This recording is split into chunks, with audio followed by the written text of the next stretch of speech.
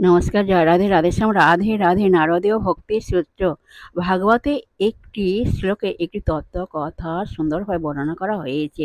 তত্ত্ব কথাটি হলো, শ্রীকৃষ্ণের মধুর বংশধ্বনিতে আকৃষ্ট হয়ে গোপীরা যখন তাঁর কাছে উপস্থিত হলেন, শ্রীকৃষ্ণ তাদের অনুরাগ পরীক্ষা করার জন্য প্রশ্ন করলেন, গভীর রাত্রে এই গহন জঙ্গলে তোমরা কেন এসেছো? প্রথমত তোমাদের নিজ গৃহ থেকে এত দূর এসেছো, তোমাদের আত্মীয় স্বজন ভর্ৎসনা করবে এবং অপবাদ দেবে। তোমাদের উচিত তাদের কথা মেনে চলা, গৃহকর্মে ব্যাপৃত থাকা। তা না করে তোমরা কর্তব্যে অবহেলা করেছ, এ অতি নিন্দনীয়। দ্বিতীয়ত, এই বনভূমি হিংস্র সাপদ সংকুল, সুতরাং তোমাদের বিপদ করতে পারে, অতএব তোমরা ফিরে যাও ও গৃহকর্ম সম্পন্ন করো। কবিরা তার উত্তরে বলছেন, আমাদের মন তো গৃহকর্মেই ব্যাপৃত ছিল, কিন্তু তুমি তো সেই মনটি চুরি করেছ।